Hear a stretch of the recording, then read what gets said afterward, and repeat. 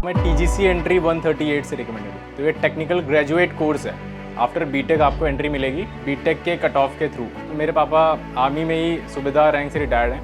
तो बचपन से मैं उन्हीं के साथ था। महाराष्ट्र में रहा हूँ मैं 8-9 साल, पंजाब में रहा हूँ 4 साल। देन मैंने कॉलेज अपना बीटेक यहीं अंबालिका इंस्टीट्यूट है मोहनलालगंज लखनऊ में, तो वहाँ से मैंने किया।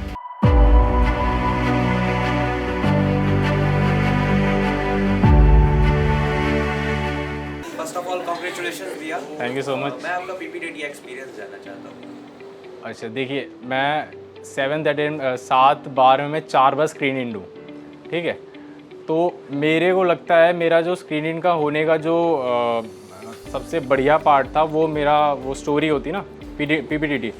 अगर आपकी स्टोरी अच्छी बन गई है, मैंने पहले बताया है कि आपको पता होना चाहिए आप सही जा रहे हो कि गलत। कोई आपको ये नहीं बताएगा, आपको ऑब्जर्व करके खुद ये सीखना है कि स्टोरी सही बनी है कि गलत बनी है। क्योंकि 3 बार तो स्क्रीन आउट मैं भी हूँ, तो मुझे पहले से पता रहता था यार स्टोरी हो गई, वहीं कॉन्फिडेंस गिर गया और मैं स्क्रीन आउट हो जाता था। पर स्टोरी जहाँ अच्छी बन गई, कॉन्फिडेंस बूस्ट हो गया, जो नरेशन होता है उसमें फिर कोई प्रॉब्लम नहीं है। और जब आपकी स्टोरी अच्छी होती ना, तो आप ग्रुप को अपने हाथों में नचाएंगे। समझ रहे हैं इस बात को? तब आपके पास पॉइंट्स होंगे कि वहाँ 4 बंदे हैं कि नहीं है। हाँ हैं।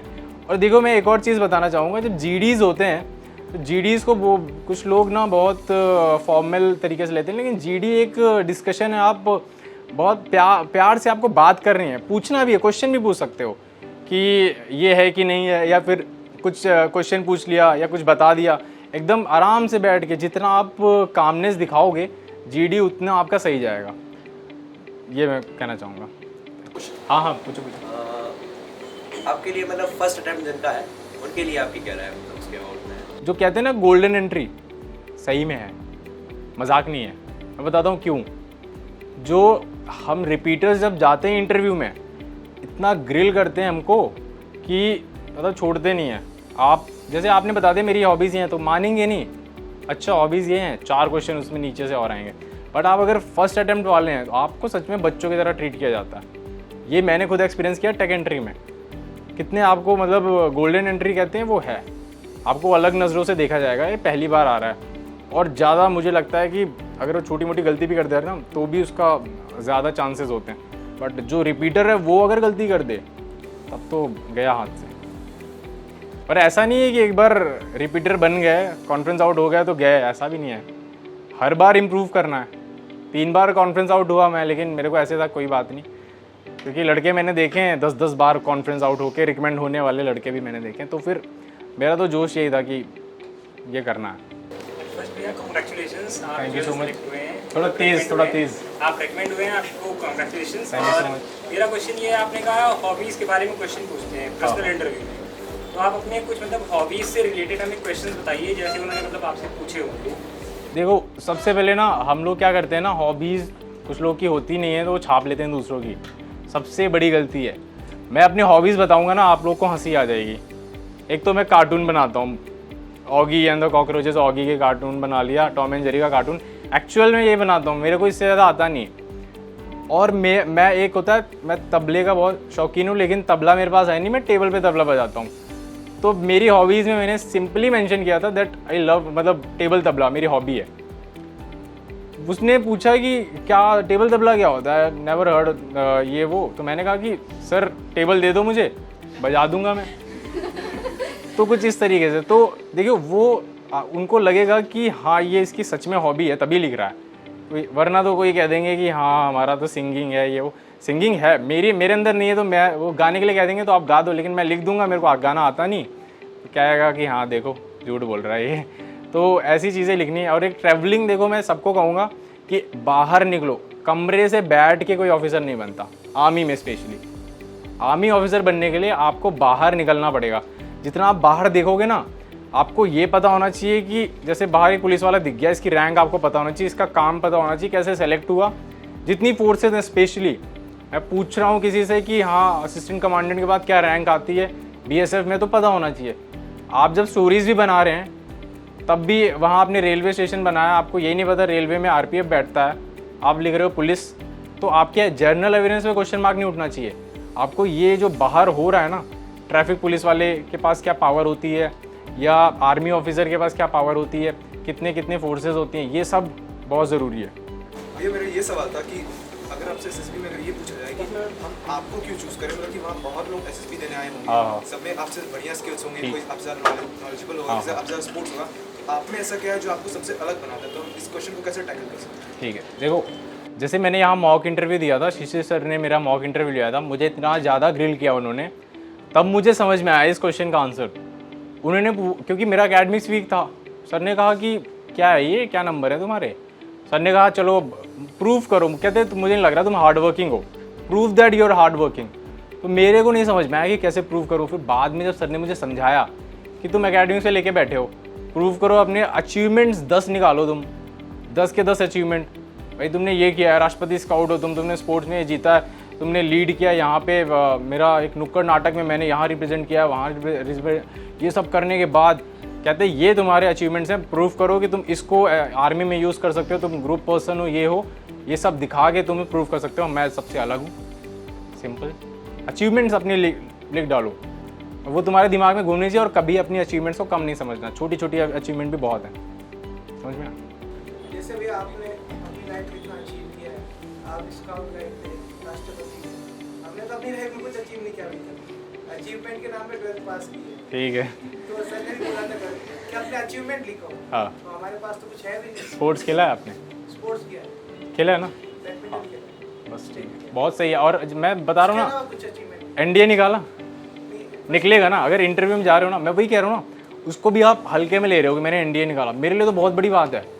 मैं एनडीए वाले बच्चों से मिलता हूँ, कोई देखता हूँ एनडीए निकाला, यार बहुत सही, मेरे से तो नहीं हुआ ये, तो उसको भी आप ऐसे बढ़ा के लीजिए। सर एनडीए कोई छोटी मोटी चीज़ है, यूपीएससी करवा रहा है, ग्रुप ए ऑफिसर सारे यूपीएससी बनाता है, तो अचीवमेंट्स है, मेरे ख्याल से तो है, मेरे लिए तो है, यही है। भैया आपको Congress. Thank you so much. ये भैया हम पूछना चाहते हैं, आपने जैसे एनडीए नहीं कर पाया, तो आपकी क्या गलतियाँ रही जाकि हम लोग आगे जाके ना कर सकें? देखो मेरे पास, मुझे ना कोई बताने वाला नहीं था, पहली बात तो, कि एनडीए के लिए बैठ के पढ़ना पड़ता है। हमें ये लगा था कि पेपर भर दो और जाओ, चल जाके दे दो तुम लोग, या कोचिंग देखो सेंचुरियन डिफेंस एकेडमी में हो, पूरा डायरेक्शन के साथ तुम्हें तो मतलब बताए हुए क्वेश्चन आ जाते हैं एनडीए में, यहाँ पढ़ के जाओगे तो रिटर्न की तो टेंशन मत लो, अगर तुम रिटर्न पढ़ रहे हो सुबह शाम, रिटर्न तो हो जाएगा, लेकिन डेली रूटीन में कुछ चीज़ें डाल लो सारे लोग। एसएसबी के लिए, एसएसबी की प्रिपरेशन अभी से करो, अचानक 21 दिन में नहीं होगी कि सोचोगे कि जब रिटर्न क्लियर हो जाएगा तब एसएसबी की प्रिपरेशन करने बैठेंगे, तब तुम्हें वो इतना भारी लगेगा कि अब मैं क्या करूं। अब करना क्या है, तुम्हारी डेली जो रूटीन में फिटनेस के लिए कुछ होना चाहिए, फिजिकल फिटनेस के लिए, मेंटल फिटनेस के लिए कुछ होना चाहिए, फैमिली में भी टाइम निकालना है, फ्रेंड्स के साथ भी ग्रुप में बैठना है, ठीक है, ये सब करना है। अगर आप फ्रेंड के साथ भी ग्रुप में बैठ रहे हो ना, और आप वहाँ पे अच्छे से बात करें, यही सब जीडी वहाँ पे होगा, जीडी यही होता है। तो कुछ ना कुछ डेली आपको ये सब चीज़ें आपके उसमें पढ़ना भी है कुछ, और कुछ लिखना भी है डेली का, ये कुछ चीज़ें डाल लो, physical fitness, mental fitness, group में बैठना, फ्रेंड्स को टाइम देना, फैमिली को टाइम देना, कुछ लिखना है, कुछ पढ़ना भी है, ये सब चीज़ें करोगे ना तो तुम तैयार हो रहे हो एसएसबी में उसमें। जय हिंद भैया, फर्स्ट ऑफ ऑल कॉन्ग्रेचुलेशंस।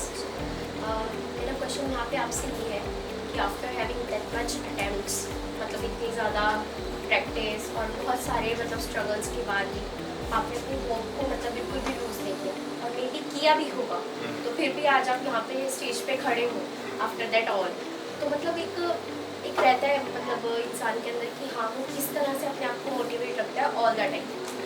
मतलब एक तो प्रैक्टिस के टाइम पे अलग रहता है, लेकिन एक उससे पहले भी मोटिवेशन रहता है ऑल द टाइम कि नहीं मुझे ये करना है, कैसे भी करना है।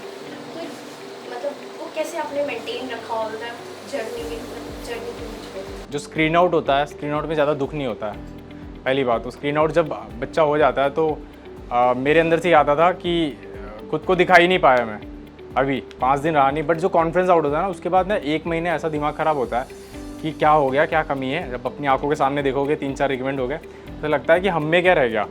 तो इस टाइम के लिए मेरे जैसे हम लोग रील्स चलाते हैं, मेरे रील्स खोलोगे ना, पासिंग आउट परेड हो रही है, OTA की हो रही है, IMA की हो रही है, एयरफोर्स की हो रही है, ये आर्मी का कोई रील आया, ये आया, वो देखते ही वो जो घूसबम्स आते हैं, वो वही मोटिवेशन है मेरे लिए तो। और मतलब एक चीज़ है, करना है तो करना है। वन क्वेश्चन हो, एक्चुअली